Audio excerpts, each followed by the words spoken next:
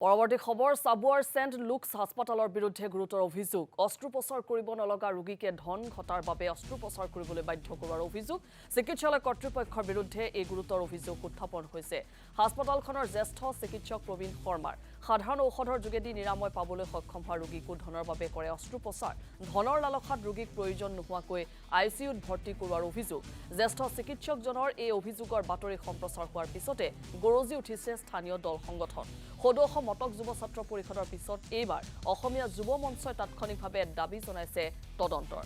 আৰু সাবুৱাৰ এই হাস্পাতাল কৰ্তৃপক্ষৰ বিৰুদ্ধে গুৰুতৰ অভিযোগ আনিছে এগৰাকী জ্যেষ্ঠ চিকিৎসকে আৰু সাবুৱাৰ সেন্ট লুকছ এয়া হাস্পাতাল আৰু এই হাস্পাতালখনৰ বিৰুদ্ধে এই অভিযোগ আনিছে জ্যেষ্ঠ চিকিৎসকগৰাকীয়ে যে অস্ত্ৰোপচাৰ কৰিব নলগা ৰোগীক ধন ঘটাবৰ বাবে অস্ত্ৰোপচাৰ কৰিবলৈ বাধ্য কৰোৱা হয় চিকিৎসকসকলক চিকিৎসালয় কৰ্তৃপক্ষৰ বিৰুদ্ধে এই অভিযোগ অনা চিকিৎসকগৰাকী হৈছে প্ৰবীণ শৰ্মা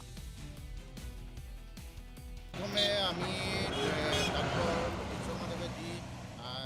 সংবাদ মাধ্যমৰ যোগে অসমৰ ৰাজ্যক অৱগত কৰিছে এই বিষয়টোক আমি মাননীয়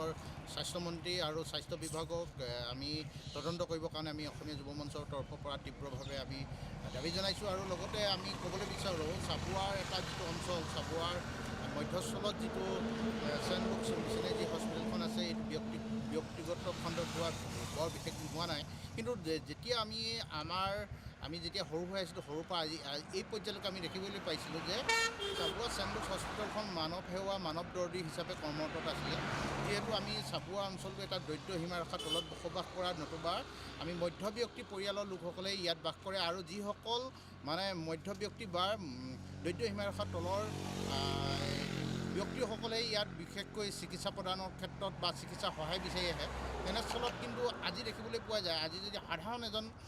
ৰোগীয়ে যদি আহি ইয়াত এডমিট হ'বলগীয়া হয় বা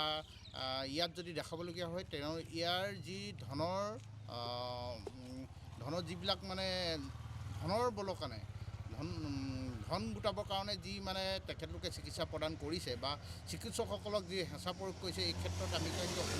তীব্ৰ ভাষাই গৰিহণাই দিছোঁ কাৰণ সাধাৰণ